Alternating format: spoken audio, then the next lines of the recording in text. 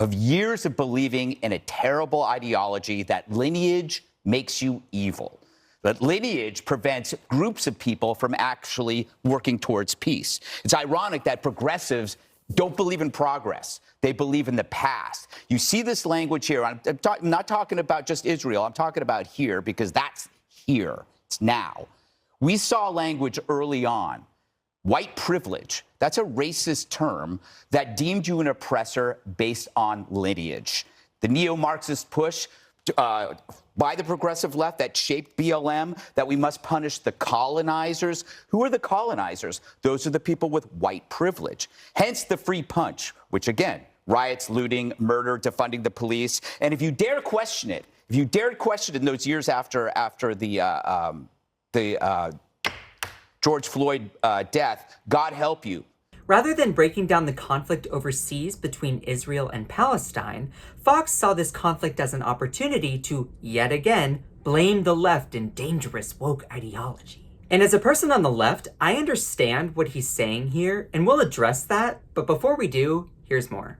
There is so much ideological overlap here with BLM and Hamas and radical gender militants and activists. It's lineage, that your past is your crime as an oppressor for simply existing. The origin story of you is a stain that must be scrubbed from the earth. That's why this is scary. But see, this is where he gets it all wrong. Being woke isn't about criminalizing people in the present or their identity.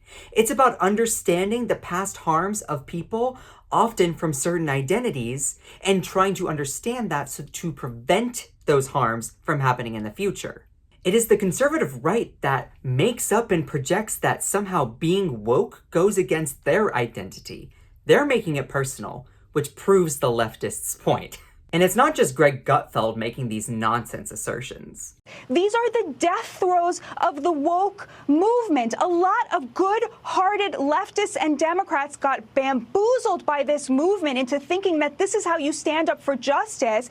And it is now so clear, the corruption, the moral rot at the heart of the progressive movement. It is becoming clearer by the day, and people are really seeing it. And what is this moral rot? Progressives shouting, "Free Palestine from Hamas terrorism" or Israeli military aggression?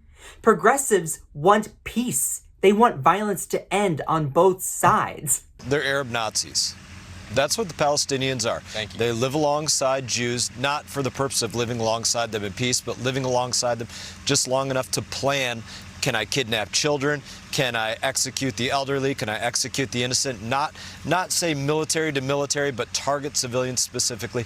They should be looked at no differently than that. Okay, this is really crucial that people understand. Hamas is not all Palestinians, the same way that the Israeli military aggression are not all Jewish civilians. They're innocent people on both sides here. But what's baffling to me are conservatives claiming that your lineage and your identity do not make you evil, which of course I agree with. But then they turn around and they call all Palestinian people Arab Nazis. Make that make sense. Israel needs to take the gloves off. Murder is murder and terrorism is terrorism. Turn the place into a parking lot. I believe Israel is going to get a lot bigger after this conflict as opposed to smaller. So conservatives are condemning violence, but yet promoting it, then turning around and saying, oh, well, people shouldn't be condemned for their identities or their lineage, but then also condemning people for their identities and their lineage. And then they all say it's progressives and the woke left that are to blame for all of this. This is all the right-wing media does. They devote their entire program to drumming up bigotry and vitriol and aim it towards the left, even when they're the ones advocating for human rights for Israelis and Palestinians on both sides.